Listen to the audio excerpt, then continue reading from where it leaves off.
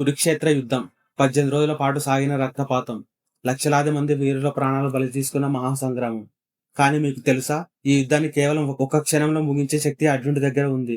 పాండవులు అడవుల్లో ఉన్నప్పుడే పరమశివుడిని మెప్పించి అర్జునుడు పొందిన ఆ దివ్యాస్త్రం పేరు పాశుపతాస్త్రం. ఒకవేళ అర్జునుడు ఆ అస్త్రాన్ని ప్రయోగిస్తే కౌరవ సేన మొత్తం భస్మమైపోయేది. మరి అర్జునుడు ఆ పని ఎందుకు చేయడం లేదు? ఆ అస్త్రం వెనుక ఉన్న రహస్యం ఏమిటి? ఈ రోజు ఈ వీడియోలో తెలుసుకుందాం. అర్జునుడు సామాన్యుడు కాదు. తన అన్న ధర్మరాజు మాట కోసం, రాబోయే యుద్ధం కోసం అడవుల్లో ఘోర తపస్సు చేశాడు. సాక్షాత్తు ఆ పరమశివుణ్ణి ఎదిరించి నిలిచాడు. ఈ అస్త్రానికి తిరుగుండదు. దీన్ని ప్రయోగిస్తే ఎంతటి శత్రువైనా మట్టిలో కలవాల్సిందే. పురాణాల ప్రకారం పాశుపతాస్త్రం ఈ సృష్టిని ఒక్క క్షణంలో భస్మం చేయగలదు. భూమిని, ఆకాశాన్ని కూడా నాశనం చేసేంత వేడిని ఈ అస్త్రం కలిగి ఉంటుంది. కౌరవ పక్షాన ఉన్న భీష్ముడు, ద్రోణాచార్యుడు, కర్ణుడు వీరంతా కలిసిన ఈ అస్త్రాన్ని ఆపలేరు. యుద్ధం మొదటి రోజే అర్జునుడు దీన్ని ప్రయోగించి ఉంటే సాయంత్రం కల్లా ధర్మరాజు చక్రవర్తి అయ్యేవాడు. కానీ అర్జునుడు అలా చేయలేదు. ఇక్కడే అర్జునుడి అసలు వ్యక్తిత్వం కనిపిస్తుంది.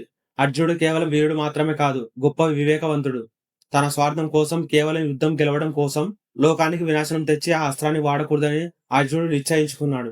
పాశుపతాస్త్రం వాడితే ప్రకృతి సమతుల్యత దెబ్బతింటుందని, సామాన్య ప్రజలు నష్టపోతారని, లోకహితం కోసమే అర్జునుడు ఆ బాధను భరించాడు.